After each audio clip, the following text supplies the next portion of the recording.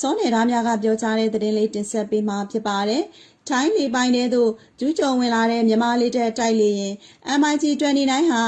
မောင်းသူဟာမြန်မာလူမျိုးမဟုတ်ပဲ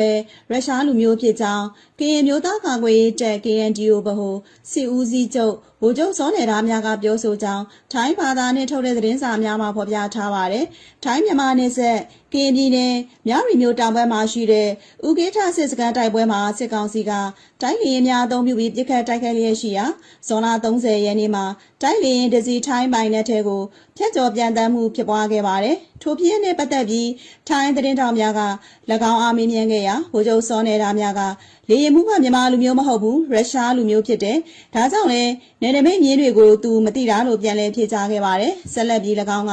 တန်ရင်မြေပေးကရင်စစ်သားတွေကိုတိုက်လေရင်သုံးပြီးတိုက်ခိုက်ခဲ့တော့ငါလို့ပေါ့။အဲဒီတုန်းကလည်းတိုက်လေရင်တစ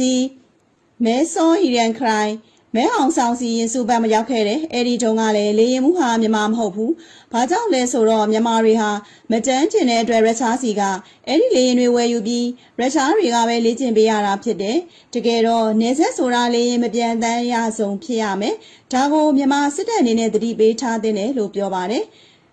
မြန်မာစစ်တပ်ရဲ့တိုက်လေရင်ကျူးကျော်ပြန်တမ်းမှုဖြစ်ခဲ့သလိုထိုင်းနိုင်ငံဘက်ကိုကြည်ကြားရောက်ပောက်ကွဲမှုကြောင့်လည်းမော်တော်ယာဉ်တစ်စီးထိမှန်ခဲ့ပြီးလူတအုပ်ထိခိုက်ခဲ့သလိုစာတင်ကြောင်းများလည်းပိတ်ခဲ့ရပါတယ်။ရင်းဖြစ်စဉ်နဲ့ပတ်သက်ပြီးထိုင်းဆိုရတာဝန်ရှိသူများကစစ်ကောင်စီတန်းကန့်ကွက်ပြောကြားခဲ့ပြီးနောက်မြန်မာစစ်တပ်ရဲ့လေတပ်အကြီးအကဲကတောင်းပန်စကားဆိုတဲ့အပြင်ယခုကဲ့သို့ဖြစ်ရများထက်မြန်မဖြစ်ပွားစေရန်လည်းပြောဆိုခဲ့ကြောင်းဘန်ကောက်ပို့စ်သတင်းဌာနမှဖော်ပြထားခဲ့ပါတယ်။မြန်မာစစ်တပ်ဘက်ကကျူးလွန်ကြောင်းဝန်ခံပြီးတောင်းပန်ထားသလိုဒုက္ခရောက်စေရန်ရွယ်လှုပ်ဆောင်ခြင်းမဟုတ်တဲ့အတွက်နှစ်နိုင်ငံကြားပြဿနာကြီးကြီးမားမားမရှိဘဲဆင်ပြေပါကြောင်းစသည်ဖြင့်ထိုင်းဝန်ကြီးချုပ်၏တုံ့ပြန်ပြောဆိုချက်ပေါ်လဲထိုင်းပြည်သူများကစိတ်ပြက်ကြောင်း၎င်းတို့ရဲ့လူမှုကွန်ရက်စာမျက်နှာများမှာရေးသားပြောဆိုလျက်ရှိပါတယ်စစ်ကောင်စီတပ်နဲ့ကရင်မျိုးသားလူမျိုးရေးတပ် KNL ကရင်မျိုးသားကာကွယ်ရေးတပ် KNDO ဦးဆောင်တဲ့မဟာမိတ်တပ်များကြားဖြစ်ပွားနေတဲ့ဥကိထစကန်တိုက်ပွဲဟာယနေ့ဆိုရင်9ရက်မြောက်နေ့ရှိပြီဖြစ်ပြီးတိုက်ပွဲမှာပြင်းထန်နေဆဲဖြစ်ပြီးနှစ်ဖက်ထိခိုက်ဒေဆုံးမှုများရှိနေပါတယ်။နောက်ထပ်တင်ဆက်ပေးမယ့်သတင်းတစ်ပုဒ်ကတော့ကမာယုံမြို့နယ်မှာလူငယ်များဆန္ဒပြပွဲကျင်းပခဲ့တဲ့ယူဆရတဲ့နေရာများကိုမတင်ကားစရာရဲဝင်များနဲ့လူခံများနေရာနဲ့စောင့်ကြည့်ထောက်လှမ်းနေတဲ့အကြောင်းလေးတင်ဆက်ပေးမှာဖြစ်ပါတယ်။ယမန်နေ့ညကလဲတဲ့တနေရာမှာလူငယ်များဆန္ဒပြပွဲကျင်းပခဲ့ပြီးနောက်ယနေ့လဲတဲ့အနီးတစ်ဝိုင်းအင်းစိန်လန်းနဲ့လဲတဲ့လမ်းမကိုမတင်ကားစရာရဲဝင်များနဲ့အလူခံများနေရာနဲ့စောင့်ကြည့်ထောက်လှမ်းနေတယ်လို့သတင်းရရှိထားပါတယ်။ထိုပတ်ဝန်းကျင်ရှိပြည်သူများမတင်ကားစရာကောင်းတဲ့ရဲဝင်များတွေ့ရှိပါကထိုအရုပ်ဝင်များ၏ပုံစံရုပ်ရည်အဝတ်အစားစောင့်ကြည့်ထောက်လှမ်းနေတဲ့နေရာနဲ့ကြာချိန်တိုသတင်းပေးကူညီပေးကြပါရန်အကူအညီတောင်းဆိုအပ်ပါတယ်။ကမာရုံမြို့နယ်အတွင်းကွင်းရာဆေးလိပ်ရေတန့်ရောင်းတဲ့သူတချို့တောင်းစားသူများနဲ့ဈေးတဲ့အရှို့တို့ကိုအကြမ်းဖက်စစ်တပ်က၎င်းတို့ရဲ့သတင်းပေးဖြစ်အသုံးပြုနေသည်မှာတော်လန်ရေးကာလအစတဲ့ကပင်ဖြစ်ပါတယ်။ထို့ပြင်အကြမ်းဖက်စစ်တပ်မှကလေးစေးတဲ့များကိုပတ်စံပေးနေခြင်းနဲ့စိတ်ရောဂါဝေဒနာခံစားနေရတဲ့ပုံစံများရက်ွက်များအတွင်းဟိုကြီးဒီကြီးရင်သွားလာနေကြတဲ့လို့လည်းရှိခဲ့ပူပါတယ်။တော်လန်ရေးအသည့်တော်လန်ရေးသတိနဲ့နေစဉ်သွားလာနေထိုင်ကြပါနောက်ထပ်တင်ဆက်ပေးမယ့်သတင်းစပုတ်ကတော့တွန်လေးမျိုးမှာစစ်ကောင်စီခန့်အုပ်ချုပ်ရေးမှုနဲ့အဖွဲ့ဝင်များ၏နေအိမ်လေးတိုက်ခိုက်ခံရတဲ့သတင်းလေးတင်ဆက်ပေးမှာဖြစ်ပါတယ်။ရန်ကုန်တိုင်းတွန်လေးမျိုးမှာရှိတဲ့ရက်ကွက်လေးခုမှာစစ်ကောင်စီခန့်အုပ်ချုပ်ရေးမှုများအပါအဝင်ရကြေးအုပ်ချုပ်ရေးအဖွဲ့လေးဦးရဲ့နေအိမ်များကိုဖောက်ခွဲတိုက်ခိုက်ခဲ့ကြောင်းမျိုးပြပျောက်ကြားတပ်ဖွဲ့ဝင်တွန်လေးကယနေ့ဇူလိုင်လ2ရက်နေ့မှာထုတ်ပြန်ထားပါတယ်။ဇူလိုင်လ1ရက်နေ့ညပိုင်းကရွှေစံတော်ရက်ကွက်နဲ့ဈေးသစ်ရက်ကွက်များမှာစစ်ကောင်စီခန့်အုပ်ချုပ်ရေးမှုနေအိမ်များနဲ့အိုးဘိုနောက်ဘက်နဲ့အိုးဘိုရှိရက်ကွက်များမှာရိုင်မှုနေအိမ်များကိုဖောက်ခွဲတိုက်ခိုက်ခဲ့ခြင်းဖြစ်ကြောင်းဖော်ပြထားပါတယ်။အဆိုပါတိုက်ခိုက်မှုများမှာရွှေစံတော်ရက်ကွက်အုပ်ချုပ်ရေးမှုအောင်နိုင်ဦးနေအိမ်နဲ့အိုးဘိုနောက်ရိုင်မှုအောင်မြင့်ထုံးတို့နေအိမ်ကိုမှာမိုင်းများပောက်ကွဲခဲ့တော်လဲဈေးသေးရက်ကွက်အုပ်ချုပ်ရေးမှုထင်ကျော်နဲ့အိုးဘိုရှိရက်ကွက်ရိုင်မှုတင်ထုံးကြီးနေအိမ်များမှာမူမိုင်းများပောက်ကွဲခြင်းမရှိဘဲကြံနေခဲ့တယ်လို့သိရပါတယ်။တွန်လေးမြို့နယ်အတွင်းမှာရှိတဲ့ပြည်သူများရဲ့စောင်းဝင်နေရေးခီးသွွားလာရေးနဲ့လွတ်လပ်လုံခြုံမှုအားပိတ်ပင်တားဆီးပြီးနှိပ်စက်နေတဲ့ဂျမ်းမက်စစ်ကောင်စီဟာ၎င်းရဲ့တောက်တိုင်များကိုဆက်လက်တိုက်ခိုက်ရေးယူခြင်းအားပေးဆောင်ရွက်သွားမယ်လို့ပြောကြားတပ်ဖွဲ့တွန်လေးကဖော်ပြထားပါတယ်။ထို့သောဆောင်ရွက်ရာမှာအဂျမ်းမက်စစ်ကောင်စီတောက်တိုင်ရကြေးအုပ်ချုပ်ရေးမှုများအားဦးစားပေးရေးယူဆောင်ရွက်သွားမည်ဖြစ်ပြီးစစ်ကောင်စီလိုကြအများပြည်သူအားနိုင်တဲ့စီးနှင်းပြုမှုအားရတန်းကမြဲပါက၎င်းတို့ရဲ့မိသားစုဝင်များအသက်အန္တရာယ်ကိုတန်ညာမည်မဟုတ်ကြောင်းအသိပေးထားပါတယ်။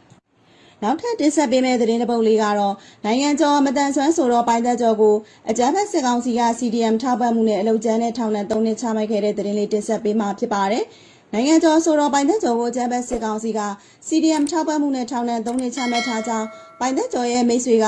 ရန်ကုန်ခေတ်သစ်သတင်းဌာနကိုပြောဆိုထားပါတယ်။2022ခုနှစ်မတ်လမှာမတန်ဆွမ်းဆိုတော့ပိုင်သက်ကျော်ကိုစစ်ကောင်စီက CDM ထောက်ပံ့မှုနဲ့ဖမ်းဆီးခဲ့ပြီးဇွန်လအတွင်းမှာအင်းစိန်ထောင်အထူးတရားရုံးကအကြမ်းဖက်ထိုက်ပြည့်ရေးဥပဒေပုံမှန်950ညနဲ့အလုတ်ကျန်းနဲ့ထောင်ဒဏ်3နှစ်ချမှတ်ကြောင်းသတင်းရရှိပါတယ်။ကိုပိုင်သက်ကျော်ထောင်3နှစ်ကျသွားပါတယ်။အကြမ်းဖက်ဥပဒေ90ညနဲ့အင်းစိန်ထောင်တရားရုံးကအမိန့်ချထားတာပါ။ဖန်တုံးက CDM တွေကိုထောက်ပံ့နေဆိုပြီးသူနေတဲ့လိုင်းသားရနှုတ်ရေးအရာမှာဝင်ဖမ်းသွားတာဗျ။ CDM တွေကိုထောက်ပံ့နေဆိုပြီးဖမ်းသွားခဲ့တာလို့ပိုင်သက်ကျော်ရဲ့မိတ်ဆွေတဦးကပြောကြားပါတယ်။အဆိုတော်ပိုင်သက်ကျော်ကိုဖမ်းဆီးရန်အကြမ်းဖက်စစ်ကောင်စီရဲ့ lobby ဟန်ငိန်ဦးက Telegram မှာတဆင့်ဖမ်းဆီးရန်လှုံ့ဆော်ခဲ့ခြင်းဖြစ်ကြောင်းသိရှိရပါတယ်။နောက်ထပ်တင်ဆက်ပေးမယ့်သတင်းတစ်ပုဒ်ကတော့လက်တွေ့မှာပြည်သူတွေဘက်ကစစ်တပ်ကိုမကြောက်ရဘဲနဲ့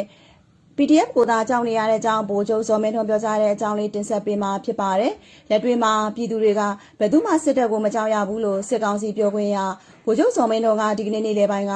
နေပြည်တော်မှာပြုလုပ်တဲ့၎င်းတို့စစ်ကောင်စီရဲ့သတင်းစာရှင်းလင်းပွဲမှာပြောဆိုလိုက်ပါတယ်။ဒါအပြင်တော်လှန်ရေးဖွဲ့စည်းတွေဘက်ရော၎င်းတို့စစ်ကောင်စီဘက်ကရောဘယ်ဘက်မှမပါတဲ့ပြည်သူတွေကစစ်တပ်ကိုမကြောက်ရတဲ့ပြင် PDF တွေကိုကြောက်နေရတယ်လို့စစ်ကောင်စီပြောခွင့်ရကထပ်မံဆွဆွဲပြောဆိုခဲ့ပါတယ်။ခုချိန်မှာလက်တွေ့မေးကြည့်အပြင်မှာလက်တွေ့မေးကြည့်ပါဆိုတာကလက်တွေ့လုံနေရတဲ့ဘယ်ဘက်မှမပါတဲ့သူတွေဘယ်ဘက်မှမပါတဲ့စီးပွားရေးသမားတွေနဲ့နောက်ဆုံးကုန်ပြောရရင်ဘယ်ဘက်မှမပါတဲ့မီဒီယာသမားတွေကိုမေးကြည့်ပါစစ်တပ်ကိုကြောက်ရလားမေးကြည့်ပါတက်တဲ့ပဲမေးကြည့်ပါဘယ်သူမှစစ်တပ်ကိုမကြောက်ရပါဘူး PDF ကိုပဲကြောက်နေရတာလို့သူကပြောပါတယ်စစ်ကောင်စီဘက်ကအဲ့ဒီလိုပြောဆိုပေမဲ့မြေပြင်က၎င်းတို့လက်အောက်ခံလက်နက်ကိုင်စစ်ကောင်စီတပ်သားတွေအနေနဲ့ပြည်သူလူထုကိုကြောက်တရားဝင်အောင်လုပ်နေပြီးသူတို့ရောက်နေရကပြည်သူလူထုကကြောက်နေရတယ်လို့ရန်ကုန်မြို့ကန်တအုပ်ကပြောကြားပါတယ်ကျွန်တော်တို့က